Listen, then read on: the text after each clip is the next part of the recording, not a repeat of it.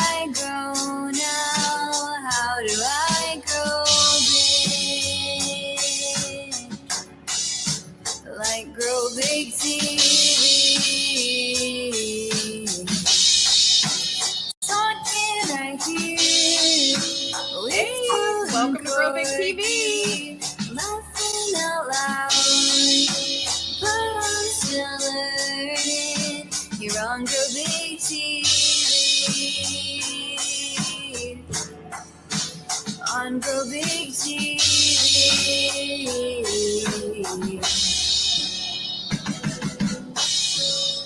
And here's Joe and Corky. Oh, I wanted to make sure that this time I wasn't on mute, and I hit it twice. Hello, everybody. Welcome to Grow Big TV. Thank you for coming in this evening. I really appreciate it. And Joe is not here tonight. He had some other things to do, and he's trying to study for his bus exam because he's studying to be a bus driver. So he really needs to, well, one, he needs prayer, y'all. He needs prayer. And two, he really needs concentration because he needs to pass this test so he can take this test to be a bus driver. It's a CDL test. So he's not going to be here tonight, so he is doing that. But we have some special guests tonight. We are going to be talking about the Food Independence Summit. And I have some questions just to ask the panel and stuff like that. And then, pardon me, because I kind of have a cold. If you haven't noticed, I'm like real nasally and congested. I did take some Dayquil. Like I tried to dry myself out before this event, so I'm not coughing all over the place.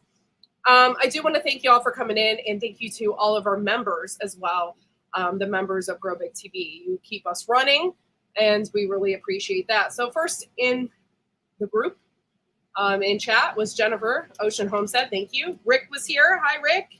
Rebel Canner, Camp Patton Family Compound. Thank you.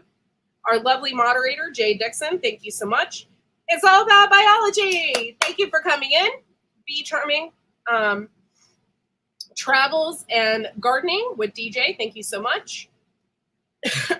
Jane Doe, our other moderator. Thank you so much. Kathleen Moran. Thank you so much. Serena's here. Sorry. Viper's here. And so let's see, who else? Built on a Rock Homestead. Thank you guys for coming here. Please make sure to share us out. Tell your friends about us. Share us out on social media like Facebook and stuff like that. Hey, Unbiased LLC. Thank you for coming in. I really appreciate that. Thank you guys. We're working hard on getting guests for you. We've been emailing lots of people trying to get guests to come in to our show to talk about the soil, talk about gardening, and stuff like that. What do you call a sick vegetable? Kind of what I'm going to be in the next couple days. A horse radish. But thank you, Serena. I really appreciate it. All right, now I'm going to welcome our guests. I'm sorry you're buffering. Yes, Grow Big TV. We have memberships as little as $2.99 a month. So if you can join, join. Hello, Mike's Chaotic Gardening. Thank you for coming in. Sorry, I'm trying to catch my breath.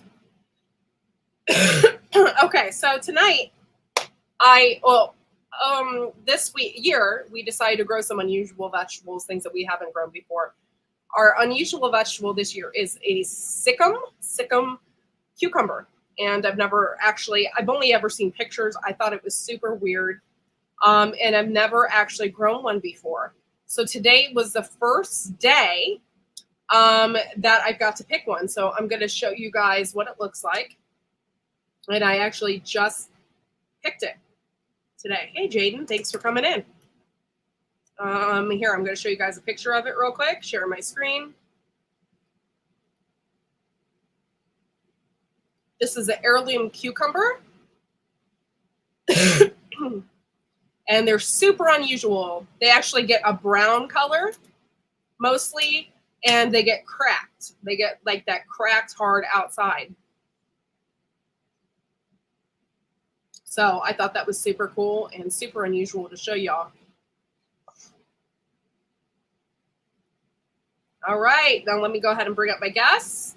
We have Rebel Canner, and we have Bushcraft Family. Yay! I don't have like I do on Wide Family Farm, but not here. I have like a panel that does like voices and stuff like that. But I don't have it here on StreamYard. Otherwise, I would have had the clapping and everything all ready to go. But thank you guys for coming and joining us on our panel tonight. And I know we met up at the event. So what more perfect way than to have you also on the panel? So awesome. I want to know about that cucumber though. I'm curious. Can you like put it on your porch or something, and somebody comes up and you just sick them?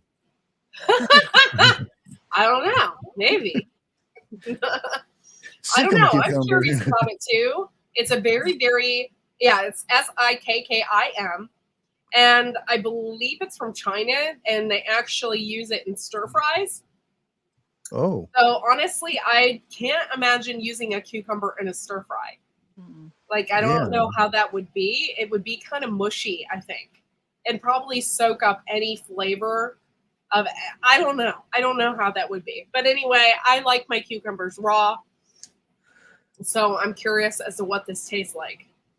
I hope it's not too bitter, like I didn't pick it too early or something. But don't fall asleep on us yet, Rebel. Well, it's close to my bedtime. But okay, so we could talk a little bit about the event. If you guys are unaware, Tammy works, I don't know how to explain this. She was affiliated, it still is affiliated with Superb Industries, so they make canning lids. And now they make jars as well. And every year now, for the past 3 years, she has invited me to go along with her and be her emotional support human. And be there for her when she's doing her canning demonstrations. She does 2 throughout the day there.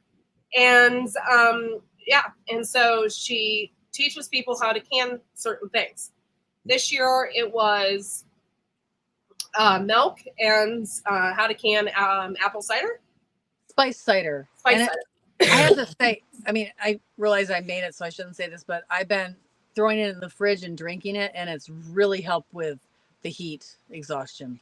Oh, yeah, I can imagine. It's really good. Hey, Stock Explorer, thank you guys for coming in. I really appreciate it. We love you. Okay, so what do you think is the most important thing that Superb is doing right now for America? Well, making canning lids, because there was such a huge shortage, and they make such good quality lids. And I tested them before they ever went on the market, which I think is pretty cool. And then when you go to the factory, they show you all the different steps they take to make sure that lid is good before they ship it out to anybody. And then when they're packaged, they have people visually inspecting every lid again when it's packaged.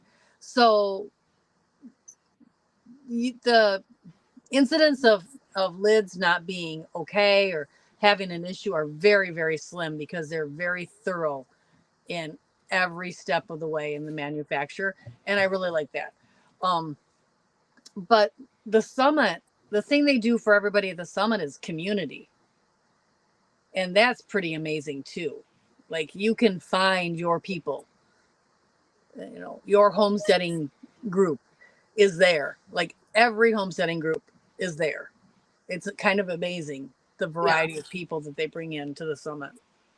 Yeah, so, I mean, what do you say about their jars? Because one thing I kind of liked about them is that they said they were using recyclable glass. Yes. And I liked that idea. How do you feel about that? And do you think their jars are stronger than, say, Ball? They are. They're tested to be stronger, and they set the parameters. You know, they always set the bar a little bit higher, and then they also make them. They're clear. They're like crystal clear. So sometimes when you do recycled glass, you get tint because of the calcium carbonate that they put into it when they manufacture it, or something else. Anyway, whatever the one, there's two things you can use to take the recycled glass when you melt it down to help it form again into glass. And I think he said calcium carbonate, and I don't know if that's what they use or what somebody else uses. Anyway, they use the one that makes the glass crystal clear. Yeah. And so when you hold that up, you can't tell that it's recycled glass. It is that like perfectly clear. And I really do like that. That's good. Yeah. As a comparison, I know there's several other companies out there. 4Jars is one of them. Have you ever used 4Jars? And if you have, can you compare them to Superb and what they're doing? I have not used 4Jars at all. They're made in China. And the thing with these lids from Superb is all of the steps of the manufacturer for it are made here in the United States. And they're packaged here in the United States. And they're shipped from here in the United States. So like the lid has not traveled more of the world than I have. That lid has just been in Ohio until it goes to you. So yeah, and that's kind of cool because it's only an hour and 30 minutes from my house. So yes, it's kind of cool that they're made here in Ohio and that they're kind of taking our world, the American world, by storm, because they have recently pushed their products into all Menards, which is actually really cool and big on their behalf. You can order them direct online. Can I do a shameless plug? Go ahead. If you order them direct from the company online, use my code RebelCanners10 and get 10% off, get a discount. I will get a small commission on that. You can get them at Menards. You can order them online from Walmart. You can pick them up from most health food stores, because anything that sells Walnut Creek, you can order them from Lehman's Hardware, or you can order them from Azure Standard. So like you don't even have to leave home to get them. They are on Amazon too. But I mean, you know, there's so many different ways to get the lids. So, and Bushcraft on a like outsider scale, because you weren't there the other two seasons. How do you feel about Superb and what they're doing at this moment? I was like, this is like in my backyard. Like I never knew this was going on here. And it was, oh man, there's a lot of stuff there. A lot of teaching. That's the thing that got me, is a lot of teaching. And that's I'm all for that, is especially when I can learn something new. It's like, ooh. Who do you think was the most popular person or most popular to you in the entire event? The first day I didn't get to see anybody talk up there, and then the second day I kind of snuck in there and found a spot. So I think his name was Joel. Okay, Joel Salatin. Yeah. Oh, he's just the most famous farmer in the whole world. Yeah, but he's the most famous farmer, but he's the most humble person that you've ever met. Like, you would never know that, one, the guy's a farmer. Two, like he's just like so down to earth and nice, and like no ego there whatsoever, and just. I mean, he's in his jeans and his t-shirt, and he's in the same jeans and t-shirt that he wears everywhere, and there's no like, he doesn't put on any show. What you see with him is what you get. He is like real to the core. Yeah. What other things did you learn there, Bushcraft, that maybe I didn't get a chance to? Because most of the time I'm watching Tammy do her thing, and so I didn't get a chance to walk around as much. What else did you think that you learned at the event? Well, the ladies up there doing the cannon, I learned about the chicken fryer, thing you can't use a canner on. I've water bathed on those, but I've never pressure canned on them because it's too hot for the canner. What was it? And about the foods, Sarah was talking about the foods, or like vegetables and stuff, that Americans only eat 12 vegetables by average and 5 meats. That's it. They don't venture out because we're all pushed into eating those little few, and there's tons of varieties out there. Yeah, Like and the it's strange pretzels. when you think. I'm sorry. It's strange though when you think about other countries. I'm so like honestly, I hardly even eat chicken. I eat beef mainly, and it's mainly like ground hamburger. Like I don't eat anything else. Like when you go to like places like Scotland, they eat lamb Yeah. and more like fish and seafoods and stuff like that. It's weird when you go to other countries and you're used to eating one specific thing and they eat those specific things all the time. Yeah. I'm like, wait, do you not have hamburgers? Like, and so it's weird to me because I don't eat that, or they don't have corn at all. They're like, what's corn? We don't eat that. Yeah. I know my uncle from Germany, he'd be like, corn is for cows. Yeah. He would never eat corn. I went to France and they have like these pancakes and they have like crepes and they have like pancakes like we have pancakes, but they don't have maple syrup. It's like, how do you eat pancakes without maple syrup? What do they put on it? Jam or chocolate sauce or I powdered guess that sugar. would work. I know my stepdaughter just came back from Austria like 3 or 4 months ago, and they don't put they put pumpkin syrup on everything. Everything is pumpkin this, pumpkin that. And they have their own pumpkin stuff, and everything is pumpkin syrup. And she brought me some, but I've never tried it. So I was afraid to. Tammy, did we lose you, or you lose vision? Sounds like we lost her for a second.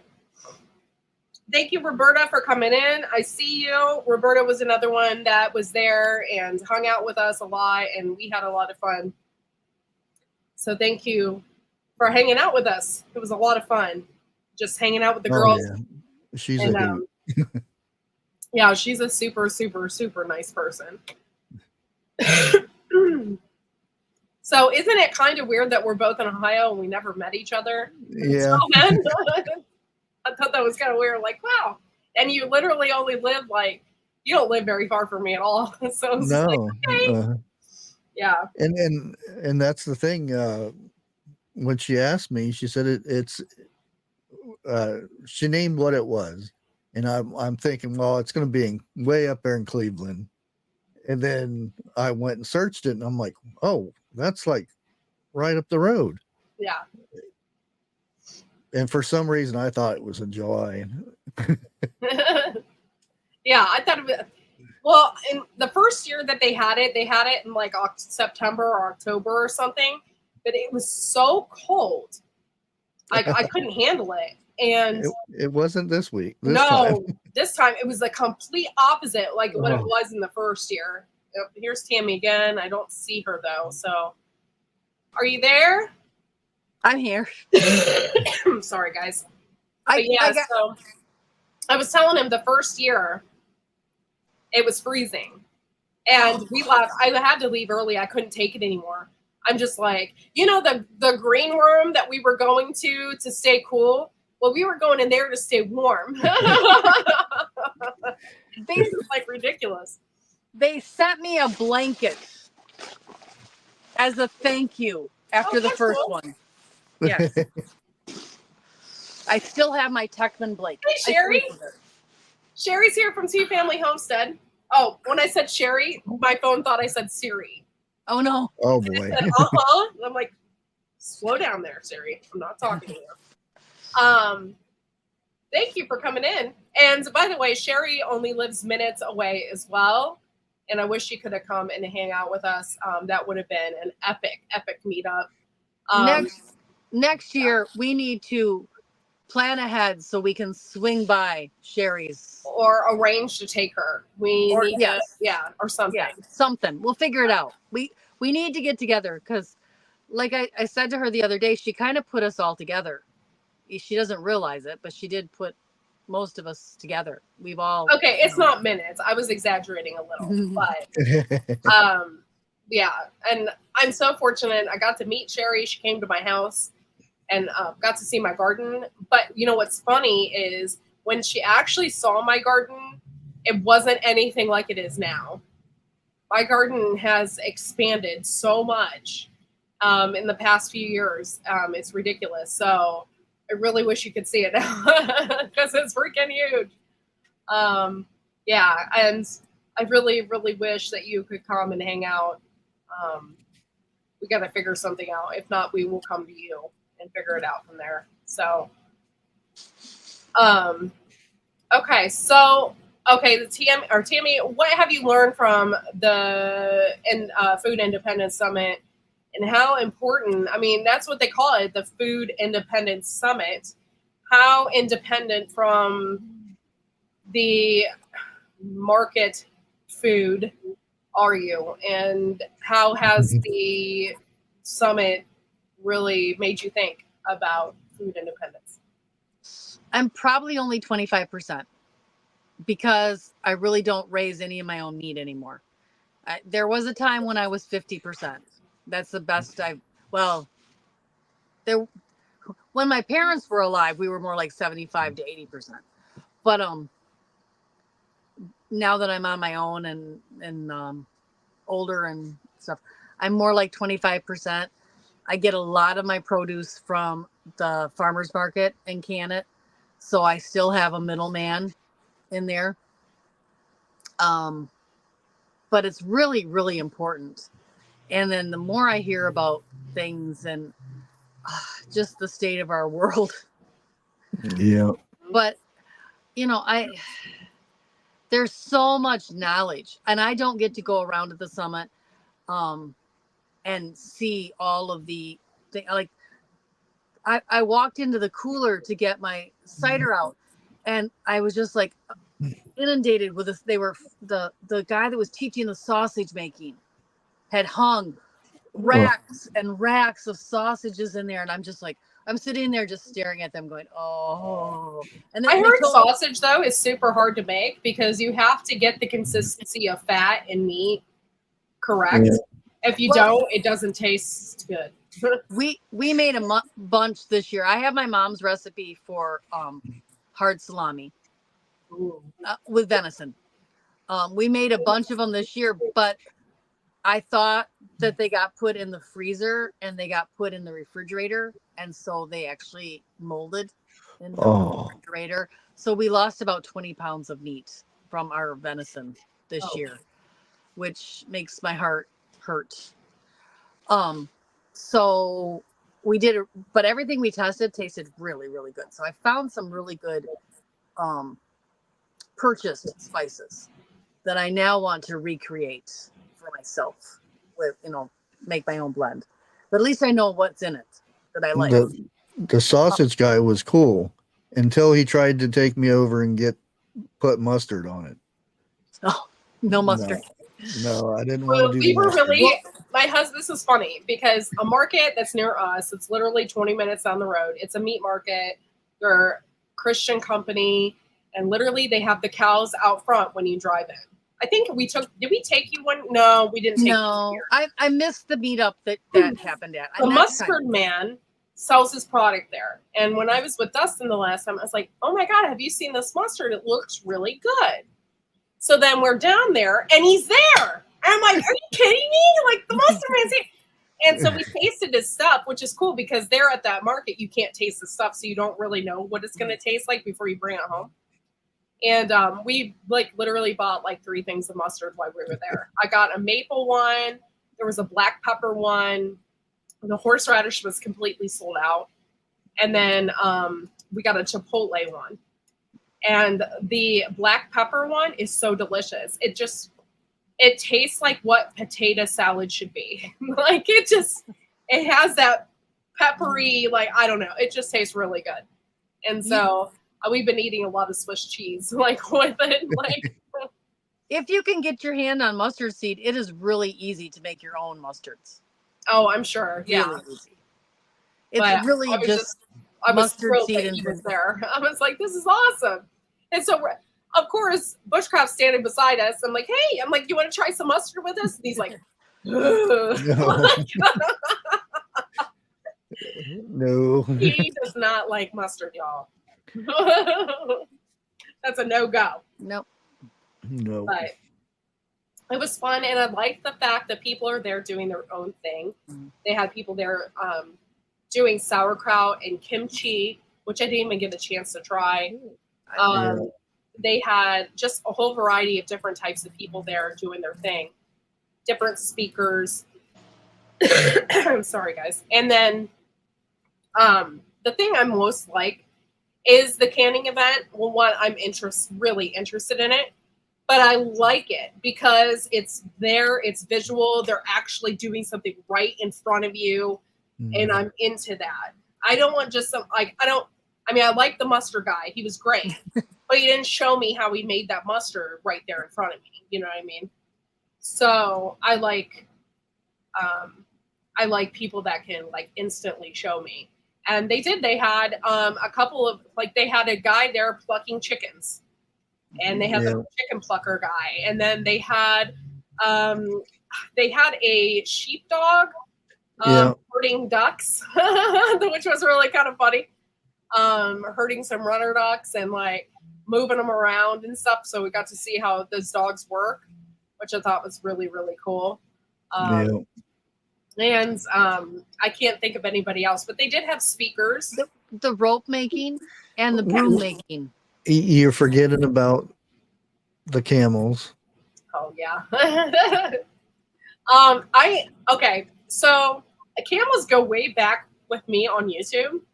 Like, I forget whose live I was in, and we were bored one night, and I was like, hey, who is your spirit animal? And I like, people were coming up with some really funny stuff in the side chat, just joking around. And I was like, my spirit animal is a camel. And everybody's like started laughing about it. But I love camels. I just think they're such a cool animal. I've had people tell me that they're gross. They spit on you. They smell. Oh, and yeah. I have experienced none of that.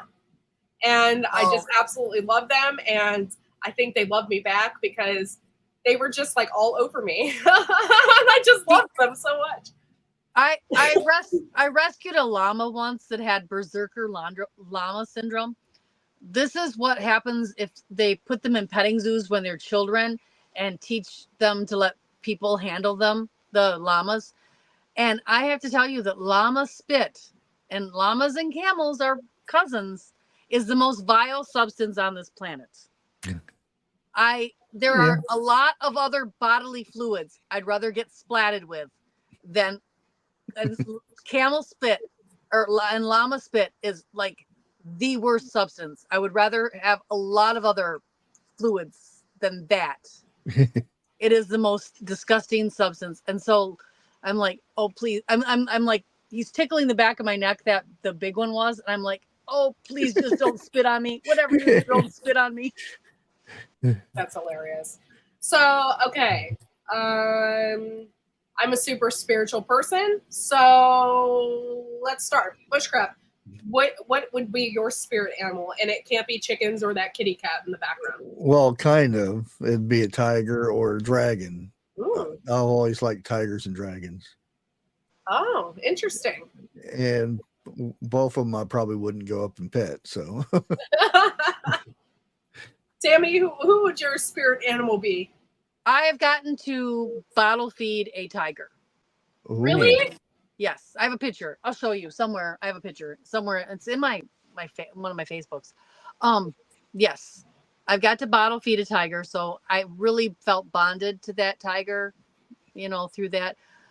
But I usually joke that I'm mama bear, so my spirit animal may very well be a bear because I'd really like to sleep through all of winter, and I really like to eat, and I love to forage. So it has to be my spirit animal. It does all the things I like to do. It sleeps, it eats, and it forages. That's funny. Jay Dixon said a Canadian goose, or a chicken that poops everywhere. She said cobra chicken. Cobra chicken. Yeah. That shits everywhere, basically. Indiana Backyard Gardener, you've never thought about your spirit animal? Oh, you got to think about it, and then when you do, put it in the side chat because we'd like to know. But yeah, I don't know why. I've just always loved camels ever since I was a little kid. And anytime we go to the petting zoos or anything like that, we used to have this safari place in Austintown, which is not too far from my house. And we go there, and like the camels would follow, like they weren't supposed to because they were just following the food. But they follow us around the entire park, sticking their head into the thing, wanting the food. And I just think camels are so cool, and they're so funny when they run. They're freaking. They're hilarious. And that guy was really nice too. He was. Yeah. He kind of understood. I think he understood me, which I don't get a lot of people that do. They're just like, they just go with it because they think I'm weird. But he just kind of like, and it was so funny because my husband told him beforehand that he said that he told the guy that camels were my spirit animal. So when I got to the guy, he instantly knew who I was, and I was kind of embarrassed. I'm like, why did you tell him that? I felt so embarrassed, but he just kind of got me, and like, I just think they're super cute and cool. So Indiana Backyard Gardener said that she loves big cats. I love big cats too. Bear? Mm-hmm. Oh, you like to sleep like a bear. I think it's on TikTok. There's this panther and a Rottweiler, and they grew up together, and you see them playing in the snow and everything, and it's so cool. I think that's cool, but I always get anxiety watching it because I'm always afraid that the panther's going to eat the Rottweiler. And it's not like, I'm sure they're friends and they get along. Yeah. Wild animals still have a wild animal instinct. So it always makes me think that, it's going to claw it by accident. Yeah. So one summer we made friends with this traveling petting zoo, and they had several big cats and they had a baby kangaroo. And we were stuck at this, it wasn't a county fair, but it's like a county fair, very small fair for our area. And it's actually kind of a city fair, but for a small town. It's really weird. But they paid a lot of money to have this traveling zoo there. And I got talked into camping there and staying with all the horses from our stable. So everybody packed up and went home at night, and it was just them and us. The only people camping there. How do I get roped into these things? I don't know, but it happens to me a lot. So they've got this kangaroo, and they don't know what to do with it. So I went home and to our barn, and I got a little sheep harness that I had, and we put it on the kangaroo, and then we walked the kangaroo all around so it could graze out in the grass and stuff, but not get away from us. And it wasn't that big that it could pull us away. It was just a little kangaroo. So then they let my daughter, she was 8, walk the kangaroo all over. And then on the very last day, like when they're getting ready to pack up, they let my daughter go in and pet all their big cats. They had 4 big cats. And they let my daughter go, and they're like, is it okay? And I'm like, yep. And they're like, are you sure? And I'm like, yep. And so they took her in and they let her pet all the big cats. And it still is, I have video of it. And that's cool. So then they packed up and they went to the next show, and I gave them the harness because I didn't have sheep anymore, so it didn't matter. And they walked that kangaroo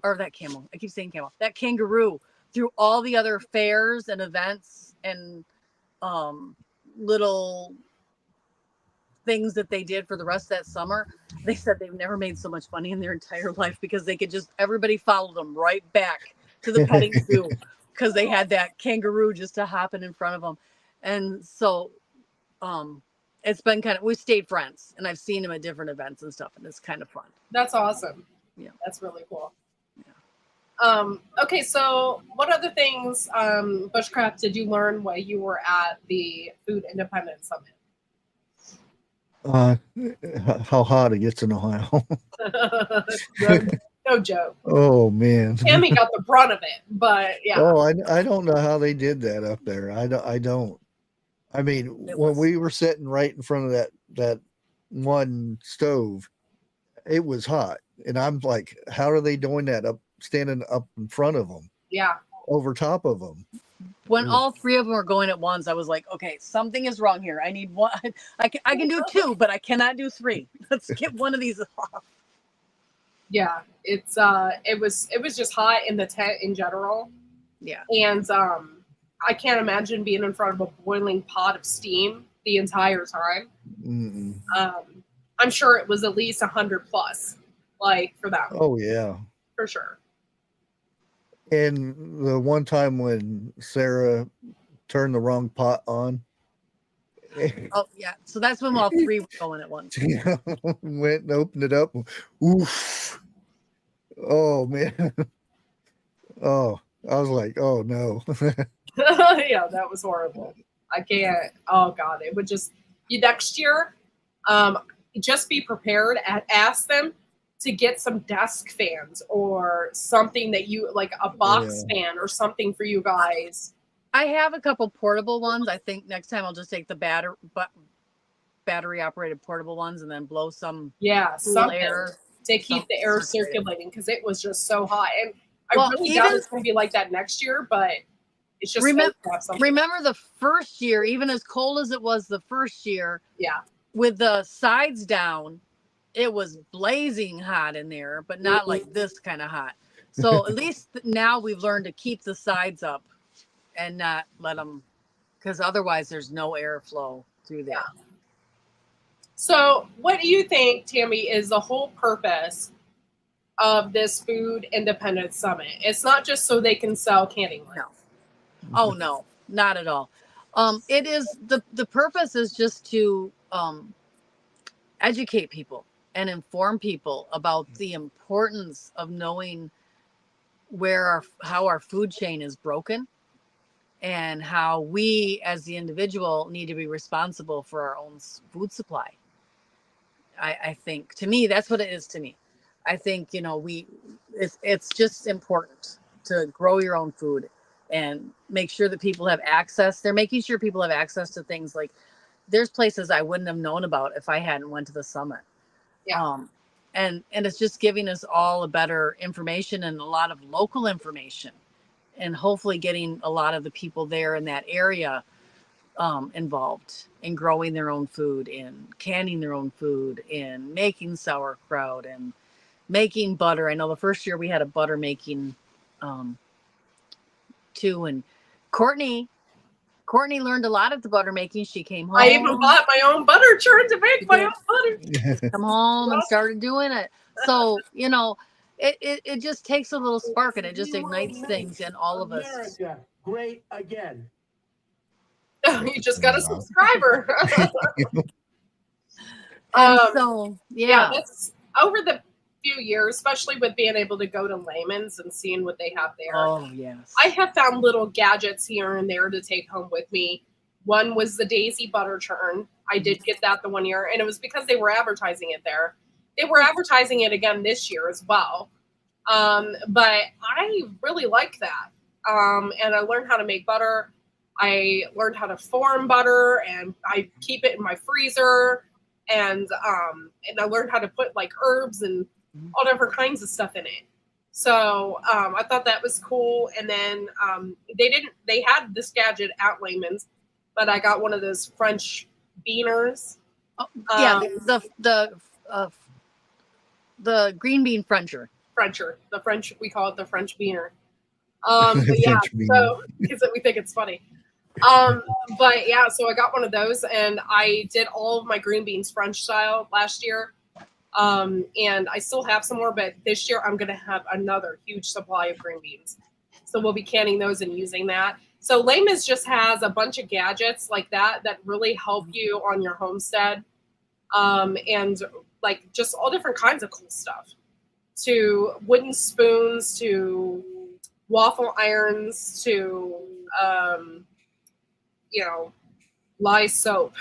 Like you can get all that stuff there. And oil lamps. They have the original Aladdin oil lamps that you usually don't find everywhere. By the way, those lamps are like $200 to $300 lamps. I'm like, I'm not paying $200 to $300 for an oil lamp, but somebody Yeah. might think that's super cool. They're nice to look at. And But the store is super cool, and it's super also. I keep saying super a lot. It's also like seriously historical. There's a lot of things in Layman's. It's not only a place to shop, but they also have a museum. It's a walking museum. Yeah. So that's pretty neat as well. What are some things? Did you go to Layman's Bushcraft? You didn't, did you? No. Tammy, Yeah. what are some things that you liked about Layman's that you thought, like especially one of your first experiences, that you thought was super cool? they have all the first time I was there, I saw all of the antique stoves and all the antique washing machines. Yeah. And I Ooh. did not realize how many different antique washing machines had been made in the world. And I'm sure they didn't even have the whole collection, but I mean, they had some really old, and they still sell things that you can use when you're, Mhm. hanging out in the I camper. have an antique washing machine in my side yard. It's just decoration. I Like the 1950s. I have seen yours. That's the kind I used when I was a kid. It's funny. That came from this house in this basement. When my grandmother passed away, I took it and I brought it to my house in Akron. And it was outside in my house in Akron. So when we moved into this house, it came back with me. So it's a decoration. I'm a little jealous of your buggy in the backyard. Oh, by the way, that is falling apart. But that has a funny story too. So my husband worked with this guy owned a trucking company, and he had this Amish buggy in the back. And he's like, hey, what are you doing with that Amish buggy? He's like, you can have it if you want it. I can't remember how much the guy paid for it, or if he did a job and the guy traded him for that. So my husband took it home and he brought it on his huge trailer, right? So we're in Akron. If you're not familiar with Akron, I lived in the hood. And so it was house upon house upon house. So my husband's walking this Amish buggy off of this trailer and up our driveway and in our backyard. You should have saw how many looks that we got. What the heck's going on there? Buggy up our driveway. It's pretty funny. So Waiting for when the we moved, horse. we came to here, and so it became a decoration or a place where my chickens love to hatch eggs. By the way, I literally had a chicken underneath the seat, had 30 eggs under there sitting on all of them. We had to take them all out. It was like her secret hiding place. And it was horrible. I've never seen so many eggs in my life. I'm like, what are you doing? How can you sit on all these? Like, it was crazy. And it wasn't just her, because I have eggs that are multicolored, like green and blue and stuff. And she was sitting on all of them. All of them. She was just like, yeah, we're the barrier over here. It's pretty funny. Well, you can have it restored. There are people that harness makers and things that still restore those. I think it's past its prime. It's rotted and it's not too Oh, hot no. right now. So No, it can be done. we did run across in Amish country though that people that were selling those buggies, it was like a used car lot for buggies, and they were like $500 a piece. I was like, Yes. my jaw Did- dropped. I thought there were more. Did you see the little car lot? Well, it wasn't a car lot, but because it was all electric bikes. Oh, I didn't see that. Yeah, there was a whole storefront full of the electric bikes out there. That's That's like- hilarious. They've done turned into horse and buggy, and they're all on bicycles now. That's funny. I don't know if you guys out there have ever been to Amish country, but in this particular Amish area, they have electric bicycles. And it's extremely dangerous land because it's up and down, up and down. There's lots of curves, lots of cars. By the way, those cars do not care if you're walking on the road. They will run you over. Like, it's super dangerous. and there's a lot of Amish that are on electric bicycles. And first time when we were down there, it's been a long time since I'd been down there, since before the electric bicycle was invented, I guess.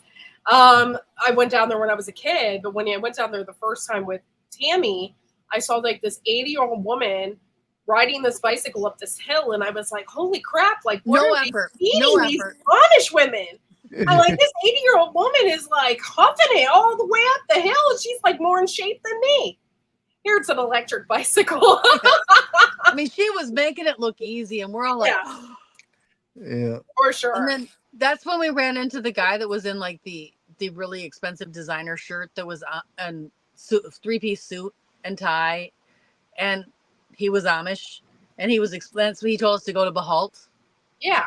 Yeah, and he's explaining, no, those are electric bikes, because we saw the bikes by his storefront, so we stopped and talked to him. He's like, yeah, those are electric bikes. We're like, oh, that explains it, because I didn't think that 80-year-old woman could go up that, and it's like straight up. It's like Yeah. straight up hills. Like the car was having a hard time, and she's just like, boom, boom, boom up the hill, and we're like, what in the world? Yeah, I was just surprised by that. And they have tricycles too, and the tricycles Yeah. have like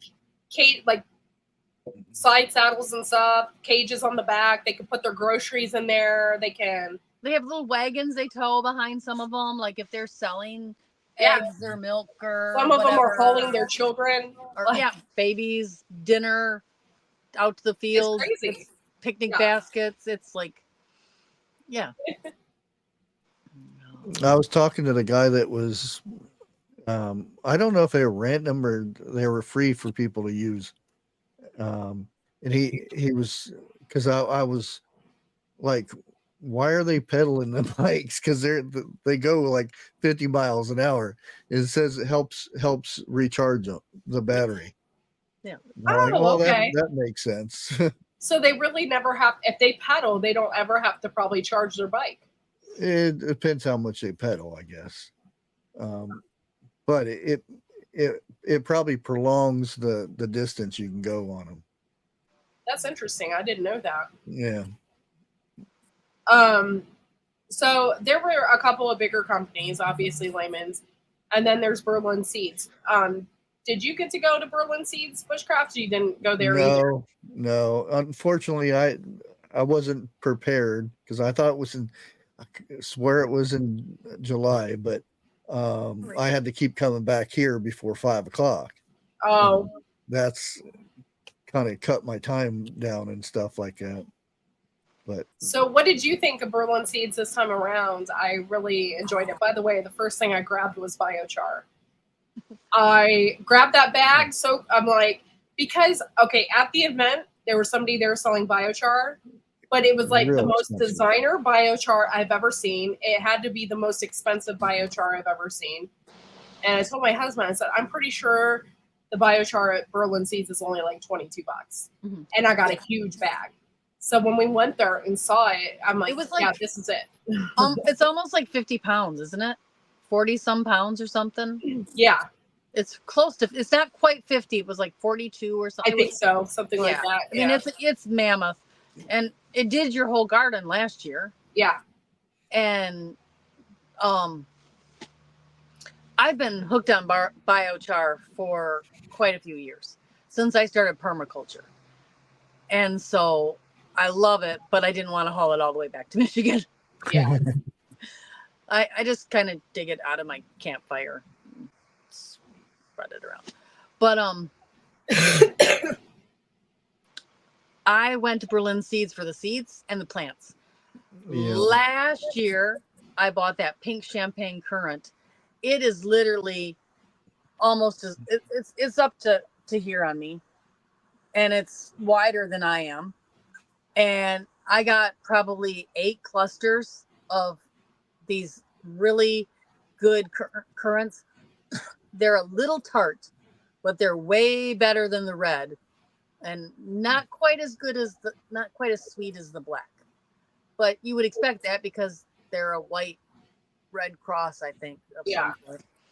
some sort. But the chipmunks have been eating them. I finally got some.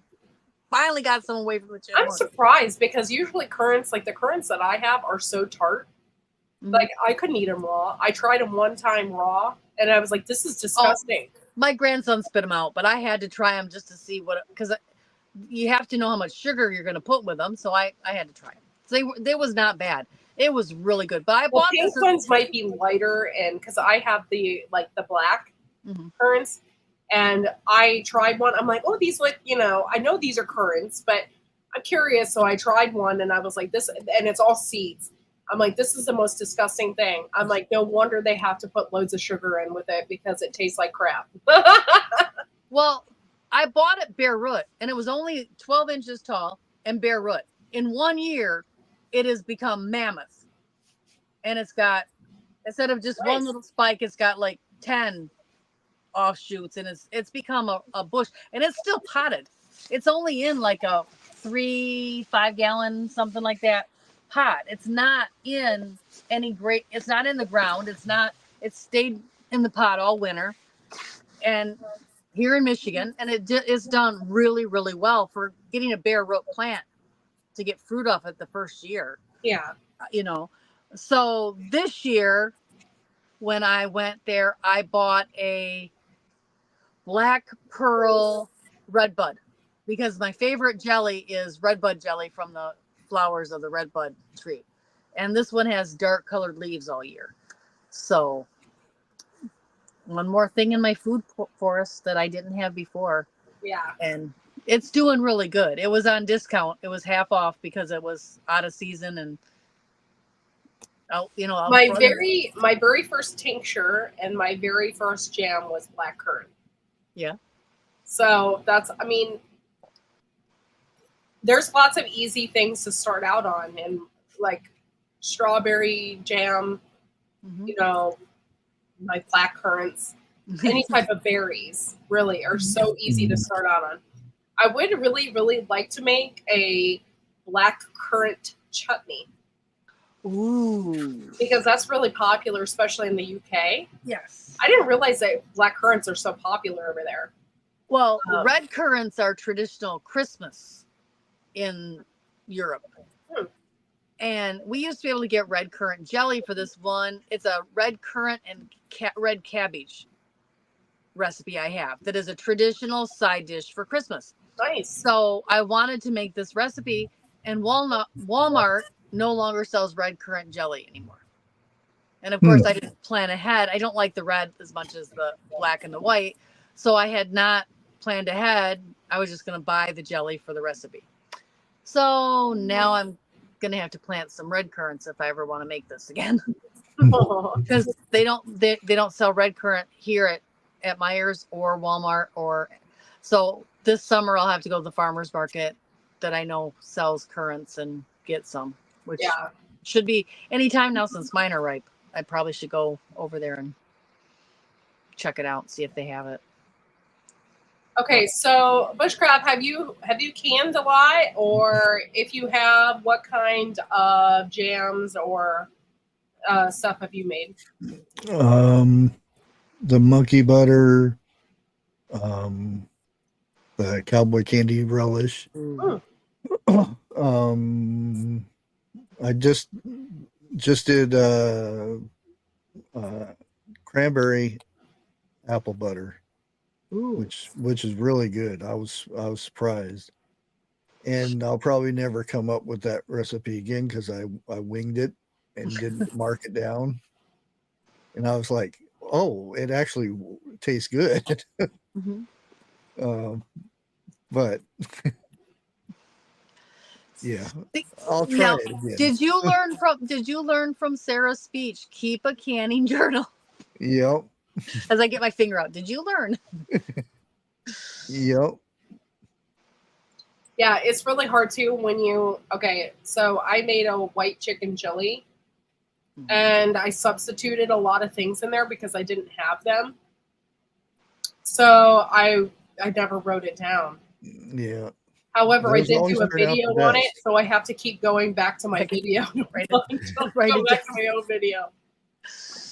Yeah. So make sure you guys do that. I have like a composition notepad that I keep above the stove, that I have just for like things like that. Like, how many dashes of oregano did I put in that, or or Yeah. whatever. You could write it down real quick, so because I would never remember. That's what's good about the YouTube. I can go back and check my recipe on my relish, cowboy candy relish. That turned out really good, because usually everybody just slices them into rings and does it that way. But it's so much better as a relish. That is my #1 most requested recipe on my Facebook group. Oh, really? Really? Yes. Yep. And the first year, that's what I made at the summit the first year, because it's my #1 most requested recipe. But the problem with making it at the summit is it takes so much prep time. Yeah. Oh, yeah. Yeah. Oh, could you imagine doing that in the heat? I did the first year. Oh, man. Yeah. I leaned over that With pot you? with the sauce, and it was like, whoa! I just got Knock you out. I got hot pepper. I got pepper sprayed with just leaning over it, and I'm like, oh. My blueberries, India Backyard Gardener, my blueberries are not ripe yet. They're still green. I only got like a handful off the bushes. My bushes that I've had for 4 or 5 years are just now starting to get berries on them. So that's exciting. But my other ones are just green. They're just green. And I've been watching every day so birds don't eat them. I have once again paid $20-some for a blueberry plant and killed it. Oh, no. Bought one in April, and it's already dead. I'm giving up on blueberries. I'm done. I'm not buying another one. I wonder what's really going on. I don't. It was potted too. It was in their dirt. It was in their pot. Like, I don't know. It's like me with there's a certain kind of Georgia sweet potato, and I order them from Haas Tools, and I'm a good half of them made it here, and I got them all planted, and they were looking really good, and we had a bad hailstorm and just plastered them, and I was like, and I was gonna buy one up at the summit because they had slips there, and I was like, I don't think it's gonna make it home though. Berlin Seeds still has slips. When I was there, Oh, they still have Yeah. they had 5 varieties. None of them were white. If they'd have had a white one, I'd have bought some and tried to bring them home. But none of them were white. They had 2 that are varieties I've heard of, and then 3 I'd never heard of. Yeah, I forget. It's Georgia something, and they're really good, and they last a long time if you store them in the basement or something. They last a long time. Sweet potatoes are really good for your gut and for gut health. They feed your microbiome, and they're high in fiber, so they're really super, super good for you. I really my grandma always taught me just to eat them with butter on them. And that's what I would do, is just eat them with a little bit of, oh my God, they're delicious. I mash them, and I cook them in the microwave, which is not good for, microwaves aren't good for you, but whatever. Cook them in the microwave, and then I just mash them with a fork, and that's my lunch. Oh, it's so delicious. And another good, besides the rabbits, like the leaves after harvest time with sweet potatoes, but if you make the fermented what's it called, plant juice, I use that for to make it, the leaves for that, and man, fertilize. Fermented plant juice. Anything I put that on, it just goes crazy, and it lasts a lot longer. That and comfrey, but my comfrey didn't make it this year. Really? That's odd. Yeah. I wonder what happened. It Did wasn't deer that eat it or bad. something? it wasn't that bad. I was waiting for it to come back, and there's nothing there. That's weird. Yeah, I was worried one year that mine wasn't going to come back. I had just planted them, and I don't know, I might have had a couple deer come through, and they were eating the leaves. This year, my comfrey is like 3 foot high. It's like doing so well, and I was surprised it came back. I thought but they didn't eat the roots apparently. So, but I was just surprised, and I want to save the leaves, but The only thing I can think of is the chipmunks, because we had some ornery chipmunks out in front of the house. They've been bad this year. yeah. But mine just comes and takes one currant at a time. One? Just one, and just takes it. And I was telling Marcus from Berlin Seeds, he's like, well, he's probably in this heat dehydrating them. As soon as they get ripe, he's taking them, putting them back in dehydrate. I'm like, yeah, he's probably got a dehydrator in his little tunnel down there. As hot as it is. He'll be eating my currants all winter. Yeah, I have about 8 blueberry, I have about 8 blueberry plants, and one is a pink lemonade. And it gets little teeny pink berries, and they're absolutely delicious. They're not like a regular blueberry. They are more mild. They're not tart. Mm-hmm. And they're freaking delicious. But it's really hard. Like, you got to get out there. If you don't cover your bushes, you got to get out there. Birds are going to eat those. See, where I'm at, this is the thing that really kills me about the blueberry plants keep dying. First of all, I'm 3 miles down the road from a commercial blueberry place. And then I'm 30 minutes from acres of state land covered with wild blueberries. But they don't like my yard, even in a pot, even in acid soil in a pot. They don't like my yard. That's so weird. It's starting to get dark in here. I'm sorry, guys. At one point, it was really light, and now it's dark. It's starting to get dark out. I know, because the kids have come in and went to bed by themselves. Well, thank you guys for coming in tonight and hanging out with us. We are talking about the Food Independence Summit. It is a big event. Hey, what's up? Jimmy Pickles just popped in. I love peppers, and peppers love me, he says. So thank you. Thank you, Mr. Pickles. But we're talking about the Food Independence Summit and how important it is to grow your own food. It really is important to grow your own food. A lot of people don't realize you get a lot of your nutrients from the soil, and that is what feeds your gut. And a lot of people nowadays have gut issues, right? Like me, I have severe gut problems, and a lot of people just in general, and it's because they're not getting the nutrition that they need from their fruits and vegetables. I read something the other day. You know, they talk about the things on the planet that are going extinct. Half of the known gut flora has gone extinct. It's one of the most rapidly dying off things. That we used to have many more different varieties in our guts, and they're now gone.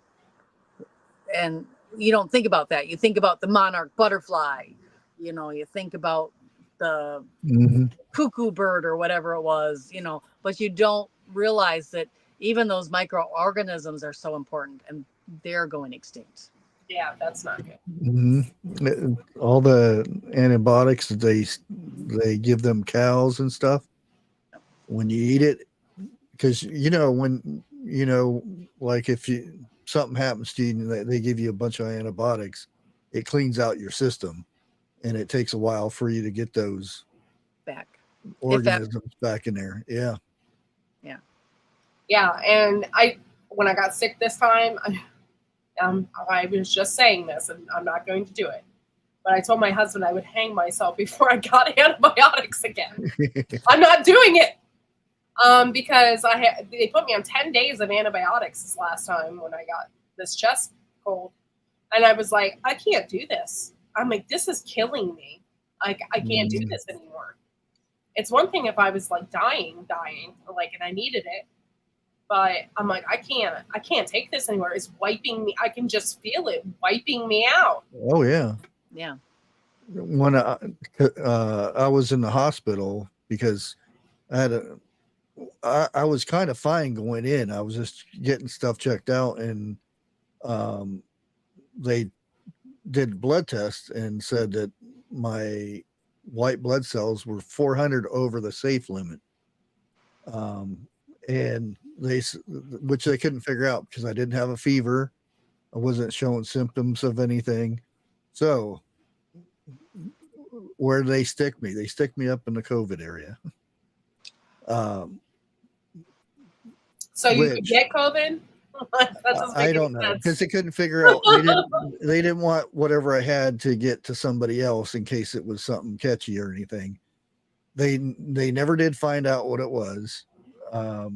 They assumed it was about 2 months before that I had a tooth removed, and they said it could have been that. I'm like, okay, but I was on the antibiotics was almost $2,000 for a little bag. It was the highest amount to try to get my white blood cells down. And the worst thing, other than the food, was getting that shot. And then they had to give you another shot in the gut so you didn't get any blood clots or anything. But as soon as I got out, what did I get? Yeah. And after, because I was on all those antibiotics, I figured, well, I shouldn't be catching anything, but still caught it. And I didn't realize that being on an antibiotic can also get you even more sick because it lowers your immune system. Yep. And I didn't know that. Like, there's so much more I didn't know about antibiotics. And when I went to the like emergency clinic, it wasn't the emergency room, the med clinic or whatever. I told the woman, I said, I really don't want to be on antibiotics. And she gave me prednisone as well. And I said, I really am not taking that. Oh.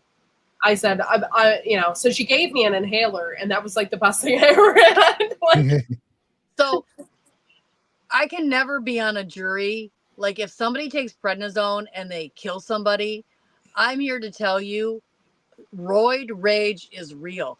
I just have to take it for my asthma. And I'm like, you can't give me this. I will kill my entire family.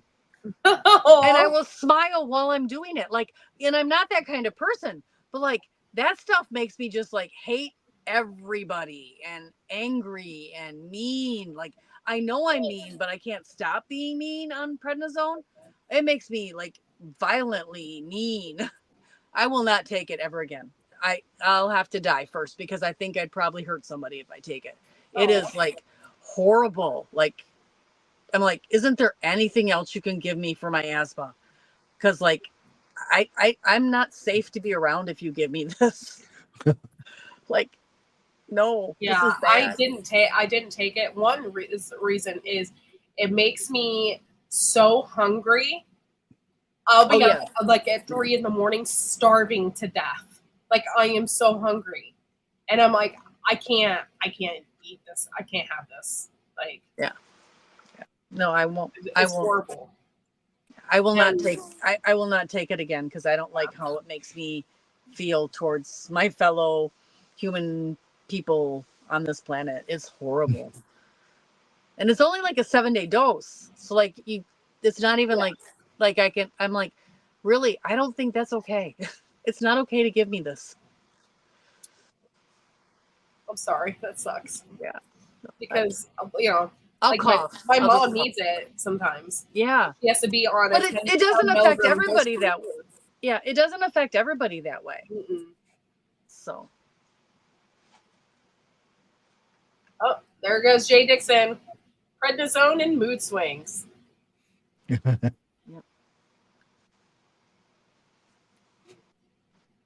Yeah. The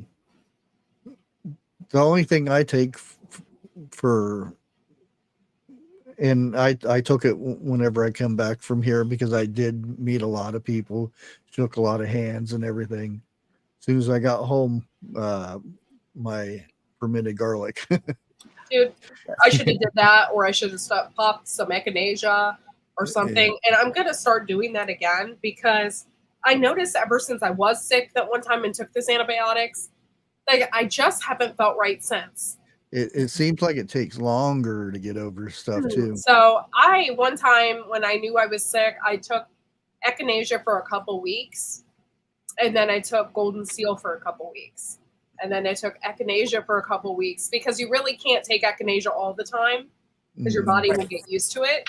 So I just did it for like a couple weeks at a time.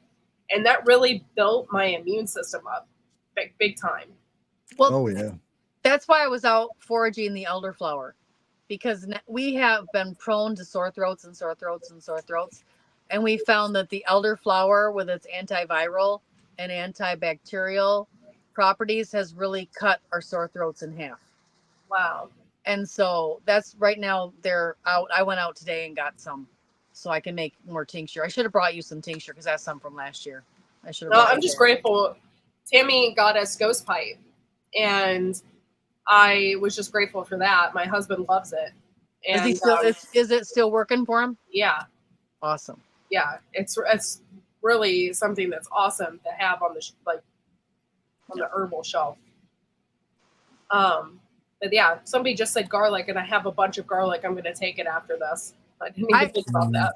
I love to ferment my garlic and honey. Is that what you do, Bushcraft? Oh yeah. Yeah. I love it. Oh. It takes the bite out of it. You can. I mean, I love garlic anyway, but it makes it so much. Oh. Yeah. And not dissing everybody, I see people. They're making it. They go get the stuff at Walmart, and they got the little teddy bear, and they're pouring it in there, and it's Walmart garlic too, which is from China, and I'm like, no, that does. You just put corn syrup on your garlic. That's not. And unfortunately, a lot of those companies, and it's because of FDA, they have to paysterize that before they can put it on the shelf. So when you pasteurize honey, it just turns into straight sugar. It's you might as well useless. pour corn syrup on it. It's the same thing. You're right back. I'm going to turn a light on. I can't see behind me, and it's freaking me out. Yeah, I love the honey. And have you ever done like blueberries or cranberries in honey and fermented them? No. Oh, they're so good. I mean, it's obviously not as healthy as the garlic, but the blueberries do have the anthocyanins, the purple color, so they're really delicious. And you can put them on the shelf and store them a long time just in honey when you ferment them. I've done onions where I chop the onions up and put it in the honey. And the onion and lemon and honey. Yeah. Oh, I love onions. That sounds so good. And which I did find on the way home. I seen a couple places selling honey, because we used to get our farmers market used to be really good, and there used to be the people, the Amish would come here to sell. Now it's arts and crafts. It's just people that make stuff and sit out there and sell it. I think some of that's super cool, but some of it I think is junk. Yeah. And I feel like it's a giant waste of my time sometimes when I go to a farmer's market and I see somebody selling junk. And I'm like, So our farmer's market, I am like where there's like 3. One of them is pathetic. It's like, if you don't have 3 booths, maybe you shouldn't call it a farmer's market. And one of them selling purses and soap. Maybe it should be an arts and crafts fair. Yeah. But the other 2 are mammoth. They're just absolutely huge. And that's part of the reason I think people go to the ones that are bigger, so they don't go to the smaller town. But there is a guy that I'm actually friends with him, and he's in my beekeeper group. He just won awards on the world level for his honey and for the best tasting honey. And so I'm really lucky to live within range that this is beneficial to me and my allergies to get his honey, because it's really good honey. They weren't kidding when they gave him world awards. I have a flea market that's Hartwell Flea Market is 20 minutes from my house. So I like going there. They sell, there's junk there, Mhm. but they also sell things that are super cool. Like they have a huge like produce market Mhm. where you can get all different types of produce or plants or stuff like that. And that's what I'm into. And then they have like Amish there that sell their cheeses and stuff like that. And it's funny that you said that about the Lucky Charms when we were at the Airbnb, because I get there. That's my first time I ever saw where they just sell the marshmallows. Yes. Yes. Well, the Amish grocery here sells them, and they sell them by like this great big, well, it's not 10-pound bag, but if it was flour, it'd be 10 pounds. It's like a 10-pound sack of flour size bag of just the marshmallows. Yeah. And then you're not going to believe this, but I just bought a bag of campfire marshmallows. So they're not Lucky Charms ones, but they're Lucky Charms brand. So they have all the there's Lucky Charms shaped and flavored. Oh, that's cool. Oh, But they're the kind that go in the like they're like the campfire ones. They're not like those little tiny mini ones that are flavored that are. So I'm gonna try them and see if they taste good. I was going to ask if you had any left. I haven't. Well, next week I go camping, and I go camping every year with these same people, and we run a camp for kids, a wilderness camp where I cook over the campfire for upwards of 40 people. Oh boy. 3 meals a day. And I'm the camp nurse and the camp cook. And the other people that come that do some of the programming, because we teach the kids to bow and arrow, we teach the kids guns, we teach them how to canoe, we teach them how to fish, and we sleep in tents all week. The one lady that comes, her favorite cereal is Lucky Charms, and I've bought her Lucky Charm. I've known her when she was a baby. I used to carry her around in this camp in a backpack. That's how long I've known her. Okay. And she loves Lucky Charms. So I bought the marshmallows for Lois, and then we'll try them together next week. But I usually take her Lucky Charms cereal because she doesn't like breakfast. She's a picky eater. So I not only do I cook for all those people, but I short order cook for a few lucky people this week too. Oh, that's fun. It is fun. I like it. Except the pork chops. I make my camp partner make the pork chops over the open fire because I always make them way too dry. Because they always give me these little tiny thin ones, and it's like, how am I going to cook those on the campfire? Going back to the Food Independence Summit, why would people want to go there? Why would the average person want to go there? And go ahead, Bushcraft, if you want to answer, and then Tam. For lunch. Well, they get to taste what Amish food, that how clean food tastes. Yes. That alone will, that would change somebody to think, oh, why does this food taste so much better than the stuff I buy at the store? I've really enjoyed. Well, I enjoyed because I'm back to community. For me, it's an event where I get to be with people that are like-minded. I get to hear speakers that bring something that can teach me something. I just love the community in the sense of it's like going home for me. I love all the people there and seeing all the people come through and getting to talk to everybody. And no matter which booth you stop at, the people there take the time to talk to you. They're not like, I got to talk to 300,000 other people, even though there's thousands of people at this event. they always make every single person that comes to their booth feel important. And they really, really are like good people putting this on, and not just, hey, I want to sell you this book, or I want to sell you this whatever. They're like really there for each other, to teach each other, and just willing to go the extra mile for each other. And I think it's amazing to see that many people in one spot doing that. Yeah. So if there's something skill you want to learn, it's the place to go. Yeah, I agree there. I think I've definitely learned a couple of skills. I've learned different farming or gardening techniques as well, not just about food and how to process food. The guy that always gives the bag of fertilizer away, I brought that home because my nephew only wants to put an organic, 100% natural organic fertilizer on his garden. And so he has not put anything on the garden. It's doing really, really well. Well, he put that on the garden, and oh my gosh, I have another update video on his garden because it's just going crazy. Yeah. I absolutely love that guy. I met that guy last year. I bought a bag from him for $10. Mm-hmm. And I was reading it. Do I have it in here? Hold on. I think I have a bag in here. 1 second.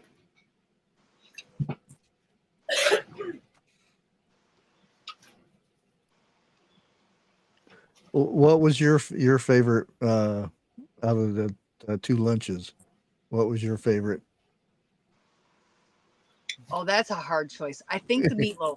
I really like the meatloaf. I mean, but the smoked chicken was like done perfect. Yeah, it wasn't dry. I don't have a bag. Sorry, guys, but I bought that bag from him for $10 last year, and on the bag, I was reading over the ingredients, and I couldn't believe there was an organic like fertilizer that had the nitrogen up so high.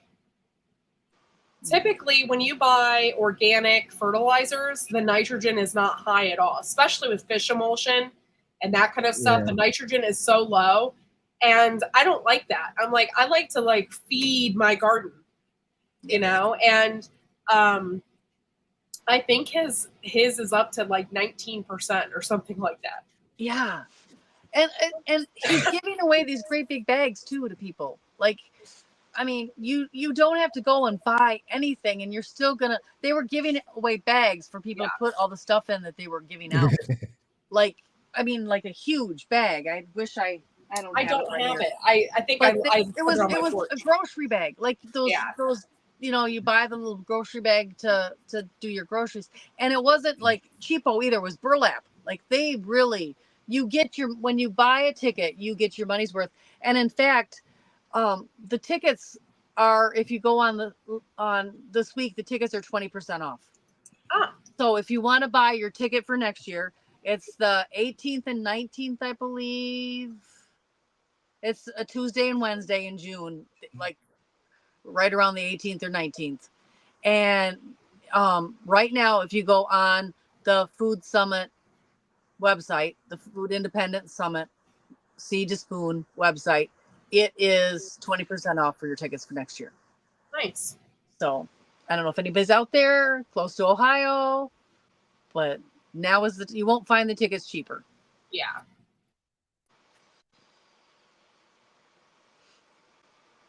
I did, however, buy this from Berlin Seeds. You ready for this? This is my cover crop. Oh, that's right. You said that.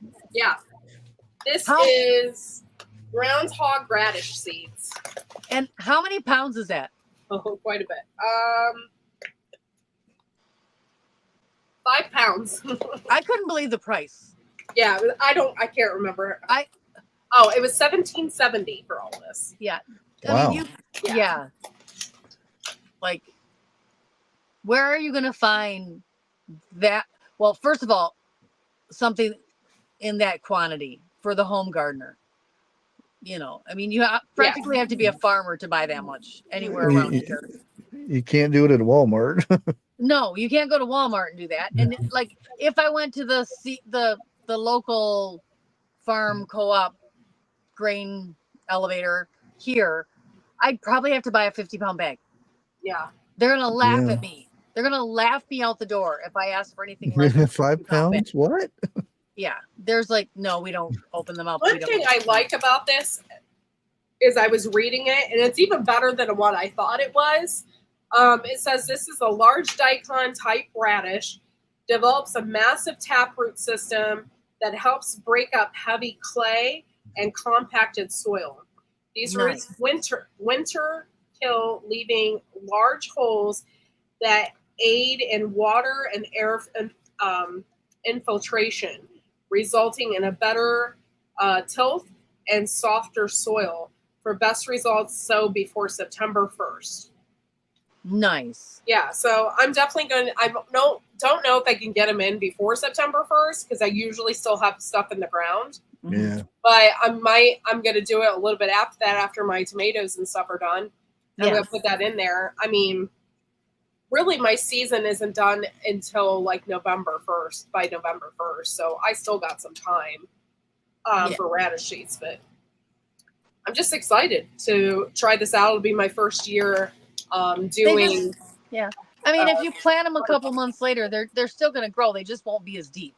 Yeah. But your carrots overwinter and go deep, so it wouldn't be any different than your carrots. Yeah, and I have let my carrots. Well, I know last year I had a bunch of like, because it was my fault, but I had a bunch of carrots that were like only this big, because I like to just la-di-da, throw the carrot seeds out there, and so I just tilled them in, because they weren't even worth eating. So I tilled them in. So I basically did a cover crop and I didn't even know it. So I had some of that. I sent it out in the seed swap. Oh, cool. Yeah, I had I interviewed somebody that from North Carolina, and he said once they started doing their cover crops, their yields went through the roof compared to years before. I'm so excited. You have no idea. I see her Can you going like this. imagine? Because I usually have big yields, usually. But if I start doing a cover crop, we'll be like a jungle. Like, I'm curious now. Like, it's pretty exciting. Of course, they they put their cows in there sometimes to eat on it and whatnot, and you get the extra fertilizer from them and their chickens too. And you should see their garden. Oh man, their corn, it's already got stalks or cobs starting and everything. Wow. And that they said they'll end up getting two crops of corn. As soon as that one's done, they'll plant another one. And That's a good idea, Jay. They started doing it for their field corn and stuff, to where they'll make a cover crop for that. And you can tell the difference between the next door neighbor just does his corn, and then they have the cover crop in there. It's like night and day. Little bitty things over on this side, and giant stalks of corn on the other side. But, okay, think about it though. If we start doing a cover crop, I won't need fertilizers. I won't need that. And that's the whole point. Like, I want to stop using fertilizers because every time I use the fish emulsion, every time I use that stinky whatever, I get raccoons or I get something you probably get some that critters. takes, Yeah. So if I do the cover crops, I'm not going to have that. And I definitely don't get deer in my garden because it's fenced in. Yeah. So it's going to be very interesting to see, what that's going to be like. Mm-hmm. Be fun. But corn is a heavy feeder, so it makes sense that if you're putting in a cover crop to feed it, it would help. Yeah, and they have like fields every like a plot up by a road or something, and then they plant potatoes and stuff there, and watermelon here, and then they go over here and there's sorghum. They got it they got plots just all over the place. Do they make sorghum syrup?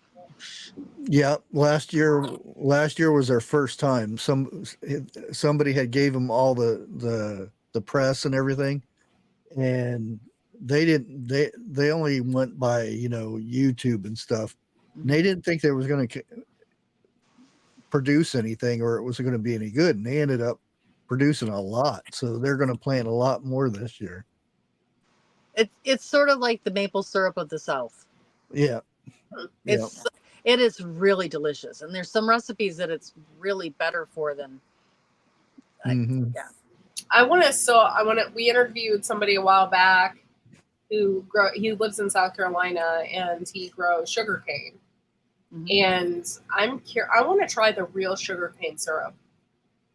That's what I would really like to try.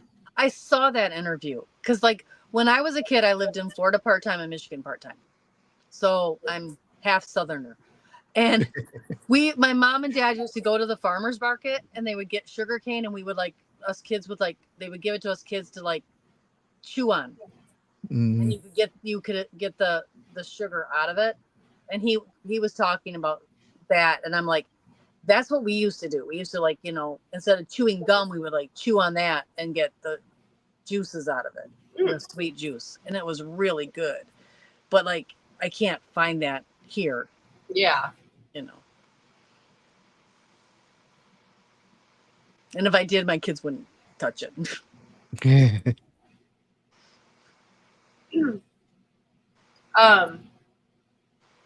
Yeah, I really want to try that, but I don't know if I could get it anywhere. I'd probably have to order it on Amazon or something like that. Yeah. To get it. So I don't know.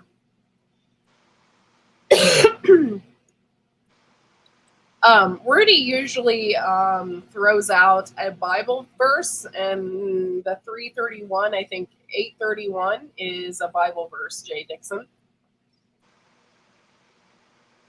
Usually. I'm not sure. What else? Can't think of anything right now. I just had a really good time meeting Leo, and I had a really good time at the summit this year. It was a really, really great time. And Friday, like, my husband and I, we just spent a lot of time together and a lot of time doing stuff with Fred and we kept running into each other everywhere we went. Yeah. We literally went to Berlin Seeds at the same time and the hardware store at the same time. Yeah. And we did not plan that. No. So yeah, I had a really good time. Though this year I didn't find anything at Layman's that I wanted to take home. Where did you find? I saw you were looking for Purple Martin houses, and I see you've got 2 of them now put up. Where did you finally find them? When we came home, we looked online, and Tractor Supply had them on their website for $75 a piece.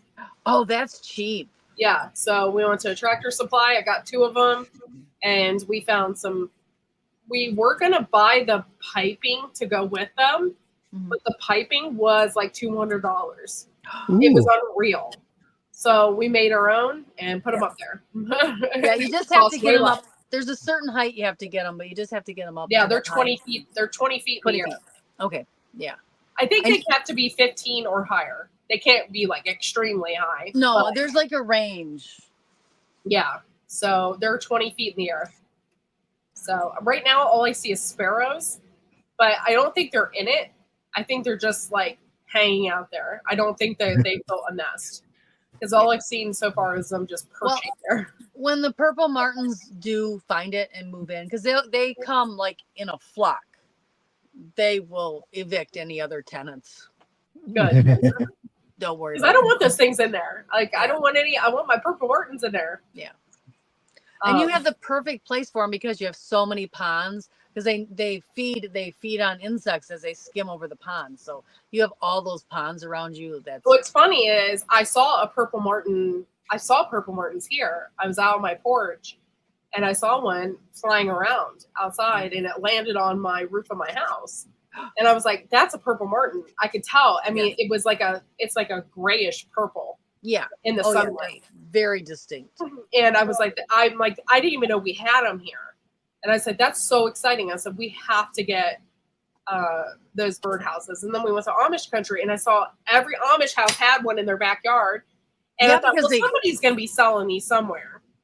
they're natural mosquito repellents. Mhm. Like, I wish I had one where I'm going next week. Actually, that's a good idea. That's a really good idea. But my dream has always been, because I love doing woodwork and stuff like that. So my dream has always been to make one. I've always wanted to make one and like do all the cute little designs and stuff and whatever on the outside. But so who knows if they really like that and we get more, I might make my own. So Yeah.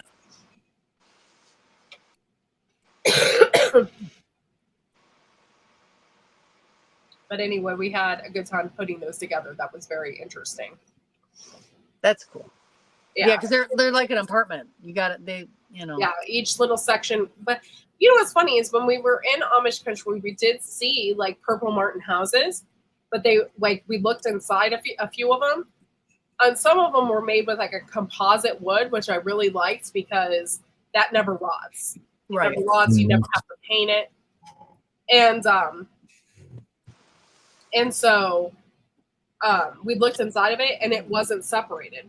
It was just one round section. Oh, on the no, inside. they have to be. No, I'm like that would never work. It was big and it was beautiful, but it would have never had No. that what I wanted in it. So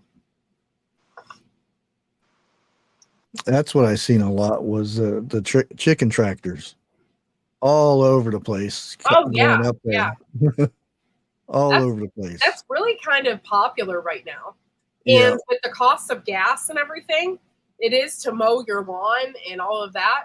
The chicken Yeah. tractors are just like really popular. If you move them every day, like we have one, but if you move it every day, they're definitely going to eat your grass. Like they're going Yeah.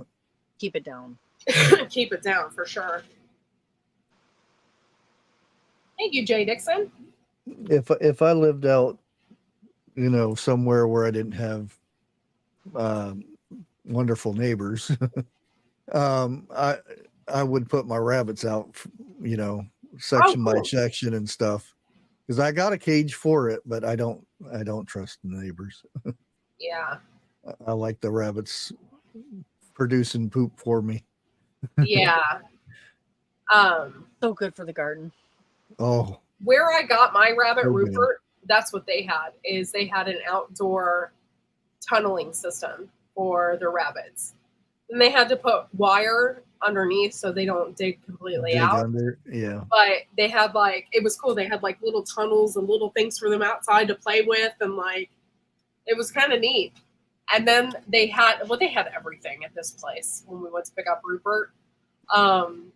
They had the quail, and they somehow rigged up a wiring system that every time a quail laid an egg, it would roll down the hardware cloth and into a thing, so they never had to reach into the cage to Oh, grab the eggs out. They were already in a thing, so they just grabbed. It was so cool. They made it themselves out of hardware cloth, but it was really neat. So every time that they laid an egg, it came rolling down this thing, and it was like, okay, this is cool. I seen something similar to that on the one chicken tractor that they had out in where they were going to freezer camp. But the chickens just laid the eggs on the ground. They didn't go up in the perch or anything, Yeah. because whenever one laid, it rolled down and then it flopped up and dumped it into its own container. Hey, Shawnee, thank you for coming in, sweetie. And she said, Food Summit 2025, are you going? I'm going as long as Tammy invites me. and Definitely want to get. and she's always welcome here to stay the night whenever. And if you ever want to come up here, Bushcraft, you can always come up here and hang out. Or even if you're going to the Hartville Flea Market for a day or whatever, just let us know and we'll meet you there. So I am going back to Ohio this year. Yay! So next month I'm going back to Ohio, and I'm going to go play in the test kitchen. I said that last year and I didn't get it scheduled, and now I have a date. Well, 2 days. Yeah, 2 and if days. that's the case and you guys are going, I would like to go with you. Okay. Because That would be fun. okay, so I don't know if I'm going to share this with everybody. I'm going to. They wanted me to be affiliate. I sent in my paperwork to be an affiliate, and it's been over a year, and I still haven't heard anything. So Well, when I I'm go to the factory, I'm going to ask them. Like, what's going on? Oh, and I have her number. I'll get her. I have extra cards for her. Okay, because I couldn't find the email that I sent her. I looked, and and it's been a while, so it might have just got deleted. I don't know. But I'm the first one. I'm doing it. I've just started. But yes, we need to get more people signed up doing that. Yeah, because I would love to sell lids and stuff. And, Yeah. with Grow And Big, now jars. that could be another whole nother area of interest that we can Yeah. add on to Grow Big TV as well, you know? Yeah, I Yeah. have her number. I'll find it. I'm trying to think where I put it. Plus, I have this new canner that I'd love to show off. Well, I really need to go do some videos at your house with you, Candy. on it. Yes. Yes. I need to do that because, it's beautiful. Speaking of canning, Tammy, somebody mentioned today that the New Haven peaches are coming in. And Red Haven? Or Red Haven. Did I say New Haven? I don't know why. I'm Well- watching way too much Nicholas Sparks movies. I think that's what's really going on. But yeah, so they said the Red Haven peaches are coming in, and it's like $42 for a half a bushel. But I still want to get them because I want to can them. Mhm. So peaches might be on my repertoire as one of my canning things that I can do. Ooh, there's So, Red Havens are the best. yeah. Okay. My mother taught me that, and she's not been proven wrong yet. Red Havens are the best. I Hey, don't. Howie. But boy, I remember them being a lot less than that for a bushel. That's like twice the price of what they used to be when. I just can't believe there's so much. But these are Wow. coming from Pennsylvania, and this is a pre-order. It Mhm. takes 3 to 4 weeks for them to come in. So, and even that, I have to go somewhere and pick them up. So, Wow. what we need to do is to get Howie out here. Get a We were plane gonna ticket, Zoom- Howie. We were gonna Zoom Howie in to our Yeah, it just got chat, so and then busy. it got crazy, and Yeah. because he had made that offhanded comment, well, I could be there by Zoom, and I'm like, okay, We really wanted we will to. do that. And then we got so busy. I'm like, okay, we got to remember to do this. And then we got so busy, and it didn't happen. Well, the thing is, with the food summit too, is they wanted you. Like, you got there at 8:00. You did your thing. You went home by 5:30, 6:00 ish. You Not were the up first night. day, and then you barely got time to sleep in the next day on Friday. They wanted you there by 9. Yeah. Or was it 10? I think it was 9. 8:30 is when they do the welcome, and I really needed Yeah. to be there by 8:30. Yeah. And so we just didn't have enough time. I felt like I didn't even have enough time with you just to hang out. Like, and it was like 11:00 at night. We're all sitting Well, at the we- kitchen island just BS, and we're like, well, I guess we need to go to bed now. It's like, I liked where we stayed because it was nice that we could be together where we stayed. Like when we stayed in the hotel, we've each had our own room, and they always put us at the opposite end of the hotel yeah, instead of rooms side by side. And so like we don't really get to, Fred and Dustin were asleep upstairs, and we were downstairs in the kitchen having. by the way, Fred was so Coffee. good. I was so Oh. proud of him. Like, I Okay. really was. He didn't jump around and like wake everybody up, and he slept in between us, and he slept didn't. longer than the rest of us. Yeah, We I had was to just wake him up to take him to the summit. I was really proud of the way he was acting and how good he was. And I think it's because he was used to it. One, I was really proud for the fact that we had taken him there 3 years in a row. And each year it seemed like it got better. Like he got used to it, and he didn't act. I mean, towards the end of the day, being there for 7 hours with a kid, he was like starting to lose his mind, which I don't blame him. It's 7 hours Normal. of like, Yeah. Every kid would feel that way. Sometimes I kind of feel that way because there's so many people. So it was over sensory for him. Yeah. And that's, But for the most part, I was super proud of him. Like, he just really walked around and looking at everything, and he looked. There was a jumpy house there. I And was he gonna was having a say, good time with that. boing, boing, boing. You love that. And then that crazy lady kept getting underneath his blanket and telling him that we were playing blanket fort. Crazy Aunt Tammy. I'm underneath the blanket. He did not expect me to get down on the floor and get underneath the blanket with him. He and really play liked underneath that. the blanket. He thought that was funny.